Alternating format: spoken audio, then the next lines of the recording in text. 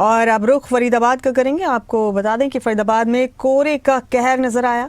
सुबह के वक्त विजिबिलिटी 0 हो गई और सड़कों पर वाहन चालकों को खूब परेशानी हुई। मौसम परिवर्तनशील होने के चलते बार बार बदलाव हो रहा है मौसम में। मौसम विभाग ने कोहरे को लेकर येलो अलर्ट जारी किया है। हालांकि गेहूं की फसल के लिए कोहरा फायदेमंद है और सरसों की फसल के लिए ये कोहरा इस वक्त का नुकसानदायक है।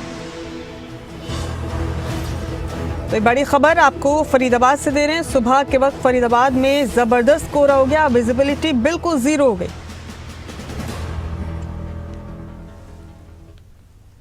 चलते लोगों को परेशानी उठानी पड़ रही है। फरीदाबाद में एकाएक सुबह कोहरे की चादर देखने को मिली और कोहरे की वजह से पूरे फरीदाबाद को अपने आगोश में ले लिया। मैं तस्वीर आपको दिखा रहा हूं, क्योंकि इस कोहरे का एक तरफ जहां सड़कों पर चलने वाले वाहन चालकों को परेशानी हुई, तो वहीं किसानों के लिए भी ये एक तरह से कहें तो गेहूं की फसल के लिए बेहतर माना जा रहा है। लेकिन इसके साथ साथ में जो सरसों की फसल है, सरसों की फसल में इसका नुकसान भी बताया जा रहा है। मौसम विभाग की तरफ से येलो अलर्ट जारी किया गया था कोहरे को लेकर और फरीदाबाद में इसका असर देखने को भी मिला। मैं आपको देखिए दिखा दूंगा आपको, क्योंकि यहाँ खेतों में हालांकि अब थोड़ा थोड़ा कोहरा छटना शुरू हो चुका है, लेकिन सुबह के वक्त में जिस तरह से कोहरा पड़ा वो कहीं ना कहीं किसानों के लिए चिंता भी थी।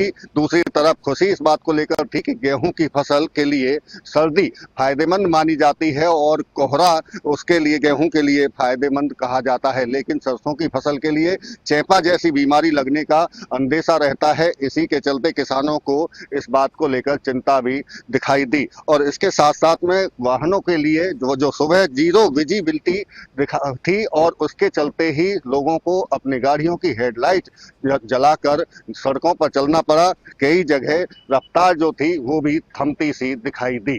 फरीदाबाद से देवेंद्र कौशिक, खबरें अभी तक।